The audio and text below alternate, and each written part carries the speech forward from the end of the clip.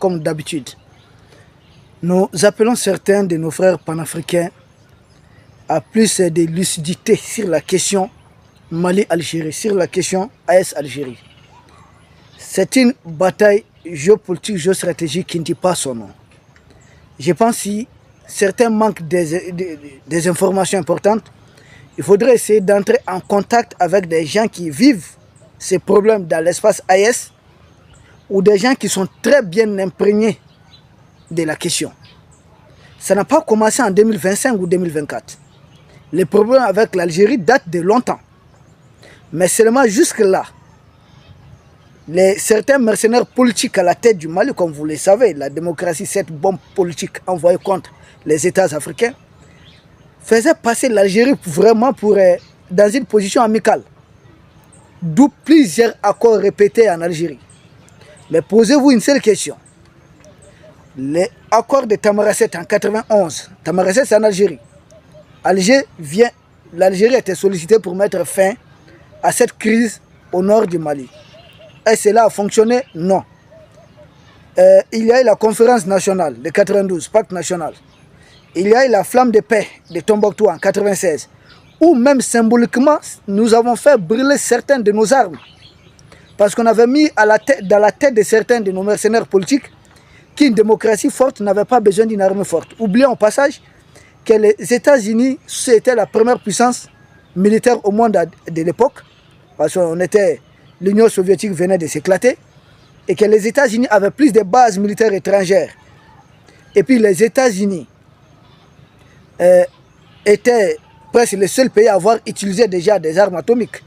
Et pourtant les États-Unis constitue le pays qui finance le plus de projets de démocratie au monde.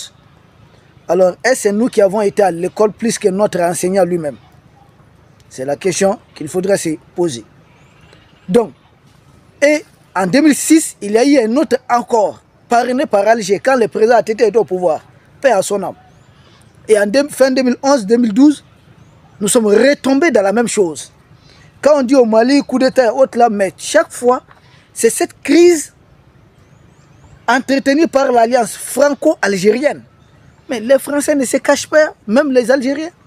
Ils disent malgré les difficultés, il faut toujours garder les cadres de collaboration sur le volet sécuritaire au Sahel.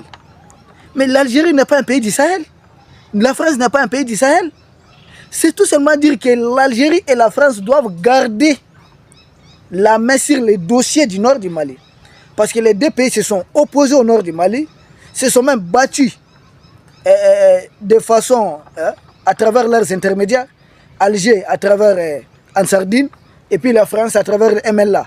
Les deux se sont affrontés, mais jusque-là, le Mali n'avait jamais indexé l'Algérie comme principal pays base arrière des groupes terroristes. Aujourd'hui, ce que nous avons réussi surtout avec cette transition, premièrement, c'est d'avoir démêlé les amis des ennemis. Démêler des faux amis des vrais amis. De démêler des ennemis, mais avec qui on peut tirer certains profits. Nous avons eu la chance maintenant de faire la part des choses. Nous avons compris quel danger représentait Barkhane. Takuba, les forces spéciales de l'Europe, qui faisait toutes ces forces au nord du Mali, c'est le pétrole. Nous avons compris les dangers MINUSMA. Et nous avons compris leur bras de la sous-région qui est la CEDEAO. Nous avons même vu les secrétaires généraux des Nations Unies souvent tenir certains propos. Nous avons connu tout le monde durant cette crise. C'est à nous de savoir que représente l'Algérie pour le Mali. Ce n'est pas quelqu'un d'autre. Permettez-moi de saluer au passage le professeur Jean-Paul Mbelek du Cameroun. J'ai suivi son exposé, un très bon, brillant exposé. Il a compris, lui il a vécu au Mali. Précisément, il a vécu dans la région de Mopti. Il a fait certaines régions du centre et du nord du Mali, le professeur Mbelek. Si je ne me trompe pas. Donc lui, il connaît un peu les dossiers maliens. Il est malien en partie. Il connaît ces dossiers. Peuple d'Afrique, les dossiers avec l'Algérie. J'ai entendu un de nos éminents. Bon, les gens, c'est une question d'information. Dire que l'Algérie est un pays à cheval entre l'OTAN, la Russie. Ah non, détrompez-vous. Est-ce que la Russie voit aujourd'hui l'Algérie comme partenaire de premier plan? Non. Vous savez, quand l'Algérie de Ben Bella, l'Algérie de Boumedienne, c'était presque 100% d'équipements militaires achetés à l'Union soviétique. La Russie actuelle. L'Algérie actuelle penche militairement, fait même des exercices avec les pays de l'OTAN. Ce qui ne s'était jamais vu ça. Et l'Algérie actuelle, c'est pilier des hydrocarbures aussi, de l'état profond de l'Union européenne. Parce que quand vous dites que l'Algérie n'est pas alliée de l'état profond, je dis ah non. Non, non, non. Démêlons les choses. L'état profond investit massivement aujourd'hui en Algérie depuis la fin de cette loi qui faisait qu'aucune entreprise étrangère ne pouvait avoir plus de 49% de la part du pétrole ou du gaz algérien. Ils ont mis fin à ça.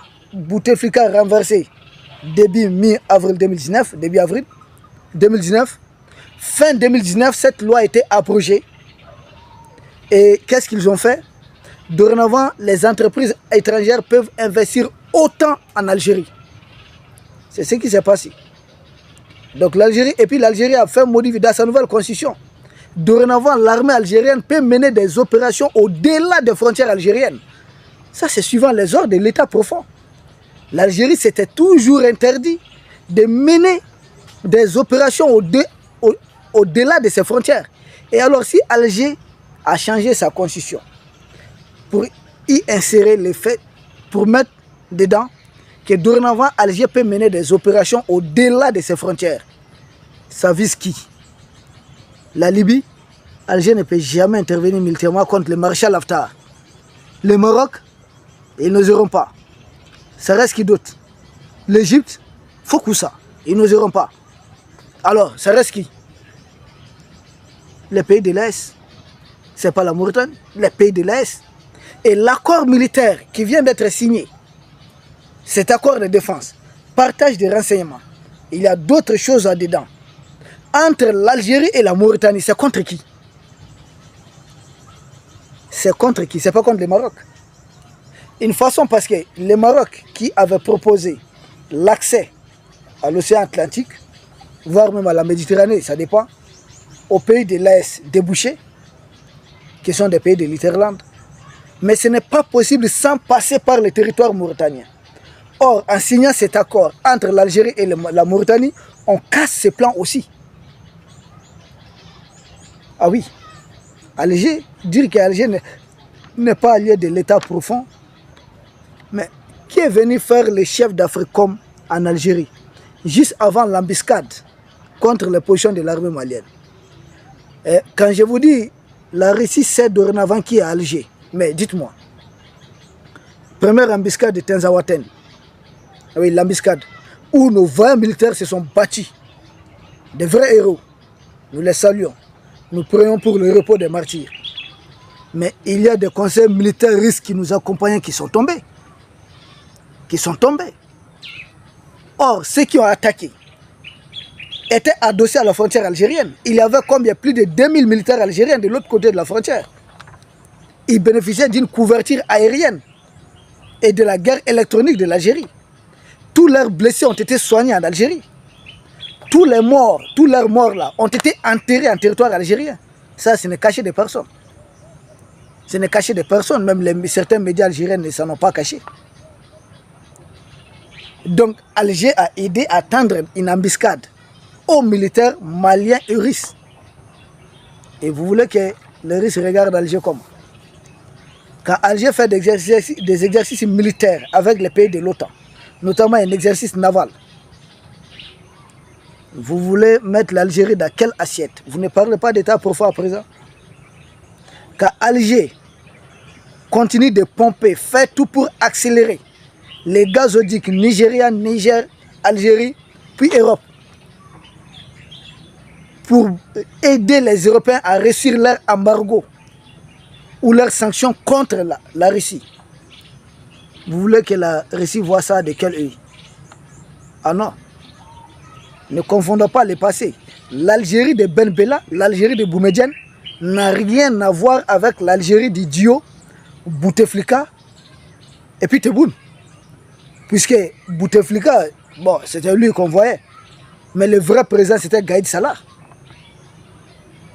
Tebboune, c'est lui qu'on voit. Mais le vrai président, c'est Chegria. C'est lui le patron de l'armée, c'est lui le vrai chef de l'Algérie.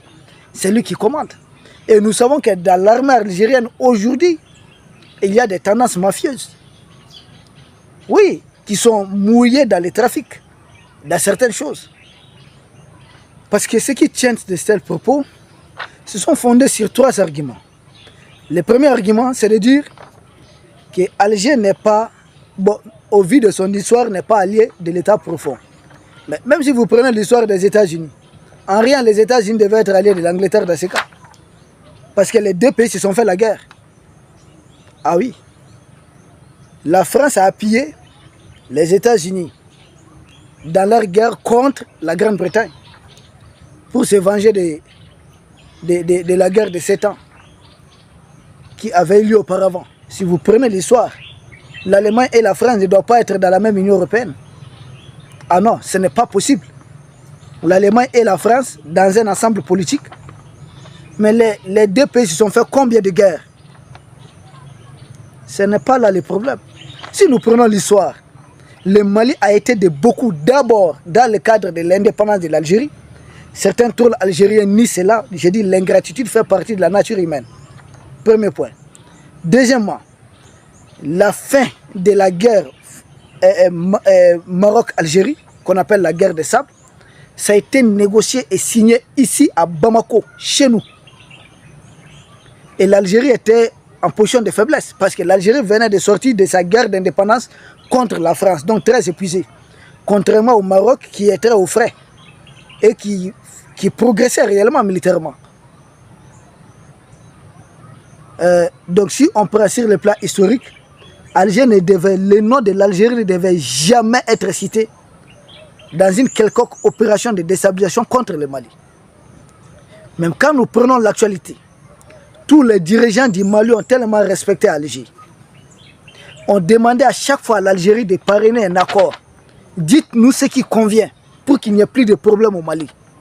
Mais Alger a toujours gagné du temps. Tel se mettre les pays de l'OTAN tendance Union européenne ont fait avec les accords de Minsk en Ukraine.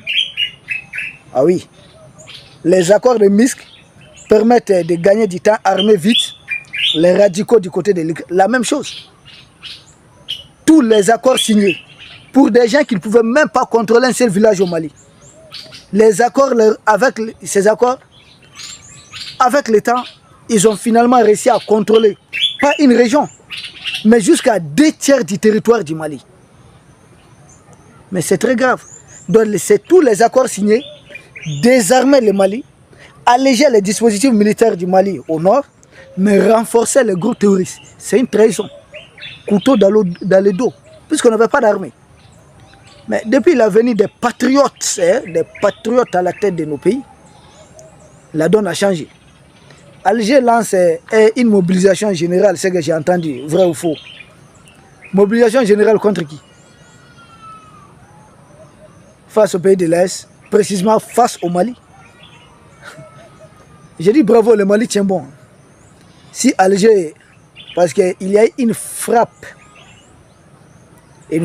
des vecteurs aériens du Mali de la nuit, hier soir, c'est-à-dire de la nuit du 21 à aujourd'hui 22 avril 2025.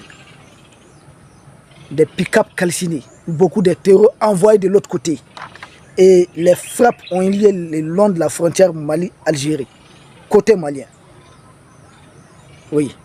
Depuis que les terroristes ont été neutralisés, Alger a appelé à une mobilisation générale. À l'Est, en tout cas, veut appeler à une mobilisation générale. Il dit, vous êtes déterminés à aider les terroristes. Parce que ce qu'a dit le ministre des Affaires étrangères de l'Algérie, ça a été traduit chez nous. Notre ancien Premier ministre a traduit cela.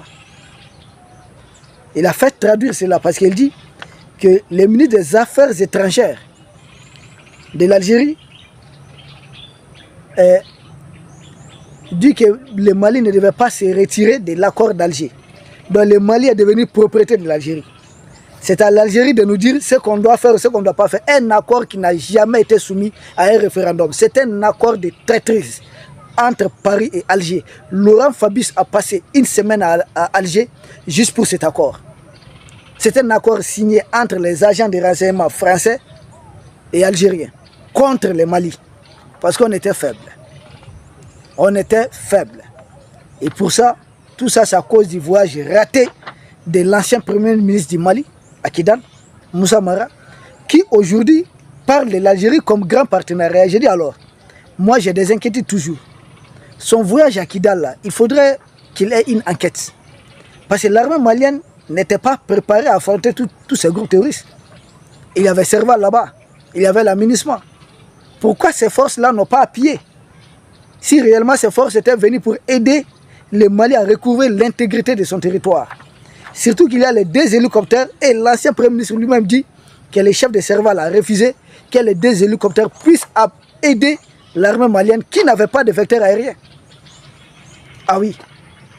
Et aujourd'hui, lui, non seulement il trouve que la France n'est pas un obstacle militairement pour le pays de l'Est, mais il fait aussi, il envoie des mots doux à l'Algérie, mais aidez-nous à comprendre. Vous comprenez ce que je suis en train de dire, peuple d'Afrique. Et on est un peu dans ça. Et puis l'autre argument, c'est de dire que Alger ne traite pas avec l'État profond. Il dit ah non. Alger a son État profond à lui. Ça, c'est ce qu'il faudrait comprendre quand on parle de l'Algérie. Tebboune n'est qu'un figurant. Les vrais Algériens, ceux qui suivent l'actualité de l'Algérie, ils peuvent m'insulter matin, midi, soir. Pour le Mali, pour l'Afrique, j'encaisse le coup. Ça ne me fait ni chaud ni froid. Certains de nos militaires tombent en martyr. Si nous devons défendre verbalement, expliquer, donner la bonne information, dites aux trolls tebbouniens que tout ce qu'ils disent contre moi, ça retourne contre eux-mêmes, contre Tebboune. Pas plus, pas moins. Demandez aux vrais Algériens de vous dire qui dirige réellement l'Algérie. Est-ce Tebboune? Ils vous diront que Tebboune, même dans ses rêves, ce n'est pas Tebboune qui dirige réellement. Tebboune, c'est un figurant. L'Algérie est une grande junte. Ce sont les militaires algériens qui dirigent les pays. Et nous, on n'a rien contre. Mais tout ce qu'on leur demande, c'est de nous laisser vivre tranquillement dans notre pays. Aujourd'hui, j'ai entendu qu'Alger est fâché contre Paris parce que Paris aurait permis au mouvement MAC, c'est-à-dire mouvement pour l'autonomie des Kabylie, de tenir une manifestation en France. Et qu'Alger est très fâché. Que cela viole la souveraineté algérienne. Mais moi, j'ai dit, Iyad Agali, Bilal Al-Sherif, tous les terroristes qui ont fait des morts ici, des massacres, qui ont coupé des bras ici, certains ont leur tête mise à prix, se trouvent à Alger là-bas. Ce n'est pas une violation de la souveraineté malienne. Alger reproche à Paris ce que Alger fait au Mali. Ça veut dire quoi? Vous reprochez à Paris ce que vous voulez faire subir au Mali. Vous dites à Paris de ne pas s'ingérer dans vos affaires. Et vous êtes là à dire les Mali ne doivent pas se retirer de l'accord. Les Mali ne doivent pas considérer El Fela comme groupe terroriste. Et c'est des groupes rebelles. C'est quoi votre problème? Vous considérez les gens de Kabylie, pourtant qui ont toujours été pacifiques jusque-là. Vous les considérez comme des terroristes. Pourtant, ils ont toujours été pacifiques.